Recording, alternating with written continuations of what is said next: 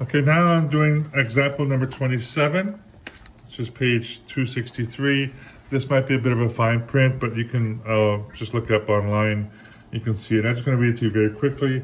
A small company manufactures and sells fishing poles. The cost of manufacturing fishing poles can be modeled by the function C of x equals 7x plus 3, where x is the number of batches, each containing 1,000 poles manufactured. So x really means 1,000 poles.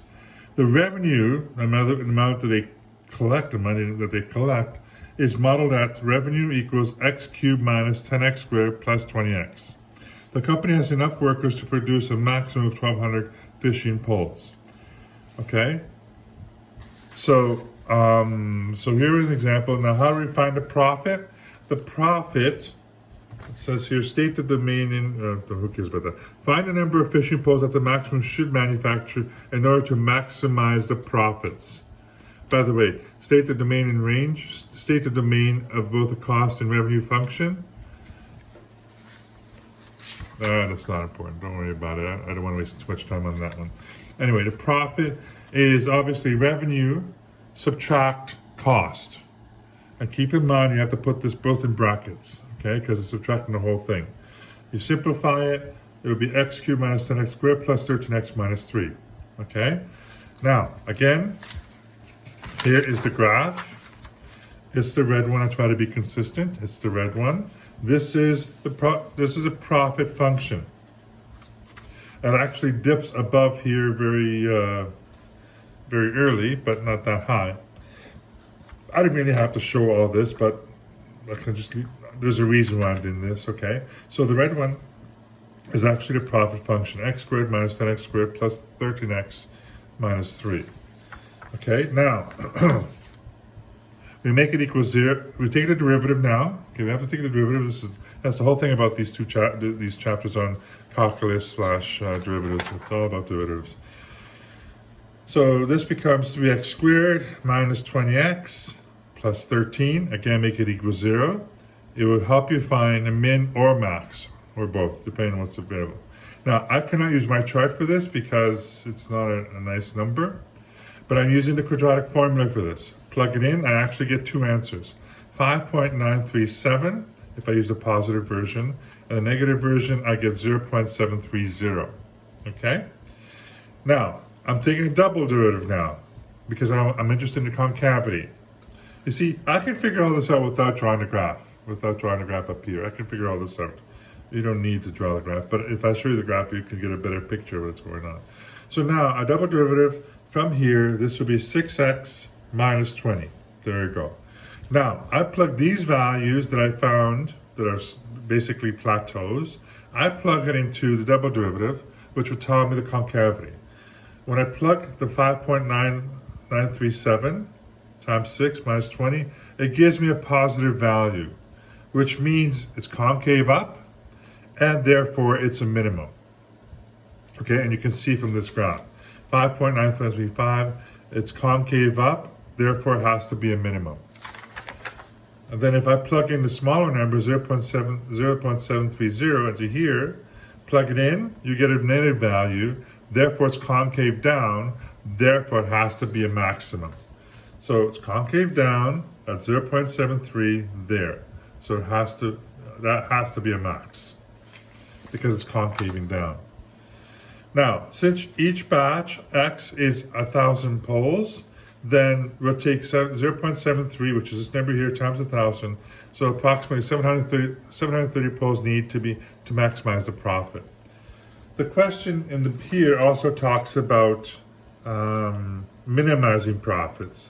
Okay, find the number of poles that will cause a company to minimize profits or maximize losses. That's basically it. It's a stupid question, to be honest with you. Why would you care? But anyway, so to maximize losses, we need to produce 5. This is the number here, right here. That's down here. This number down here. Okay, it's a minimum value. Oops. We take 5.937 times 1,000, approximately 6,000 poles, which is out of their, well, they didn't mention if they could produce 6,000 poles here anyway.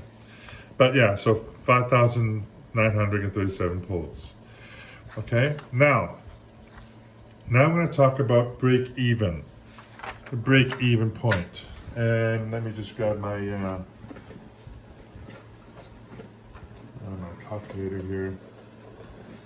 Okay. Now, the break even basically means when the profit is zero. Okay, in other words, they didn't make money, but they didn't lose money. They broke even. Okay, so here's my calculator. I don't know if you can see it. So I'm going to click on, and then I'm going to enter the actual equation up here. So it'll be x cubed minus 10x squared, x squared plus 20x. Oops, sorry, wrong one. X cubed minus 10x squared plus 13x minus 3. Graph. Okay, so it looks something very similar to what I drew here. Let me just zoom out a bit. Okay, and then now I'm going to zoom in with the box feature. So what I'm going to do is highlight, there's my cursor. Can you see that little cursor right there? There's a little cursor there. Push it to the top left corner of the box. And then I'm going to highlight this area that I want to show you. There, like that. Okay, so this part is really this part right here. Okay, now how do we find the zeros? You can actually ask the calculator to find the zeros. You see up here, this says calc up here. So to get to calc, you have to use the second button because it's the same color. Second calc, and here it is, the zero. So push select 2. Okay, then it says left bound. And where's the cursor? The cursor is up here. You can see the cursor that actually follows along the curve. So go down to the left side of the first zero. You know the first zero is here, so go a little bit to the left. Push enter, and then it says right bound. And you move your cursor to the right, push enter. Now, I don't know why this thing calls guess. I don't know. I just push enter. Okay? And then it takes a little bit, there's your answer, right? 0.296. So one of the answers equals 0.2963. So you have to, so in other words, roughly 296 poles to break even. Okay, now because there's multiple zeros, how do you find out the other one? Well, you do the exact same thing. You do second calc, number 2 for zeros, we're gonna find zeros. And now I'm gonna move the cursor where's the cursor? Right here. So I'm just gonna move it a little bit closer to where I want it to be, because I know, it's too bad this calculator won't give you all the zeros, but anyway, right there, the left side, there's a cursor flashing, push enter, go to the right side now, the right side of that zero. Where's my cursor? There, right there, okay, push enter again for guess, who cares? And then it gives you the next zero, which is 1.189 right here, 1.189. So x equals 1.189, or it's approximately 1,189 poles. Okay, so you can either sell if you sell 296, roughly 296 poles, or 11,989 poles, then you basically broke even. Okay, because there's costs associated with that. So that's basically it for this question. And then finally, there's one more question, one more example I want to go through.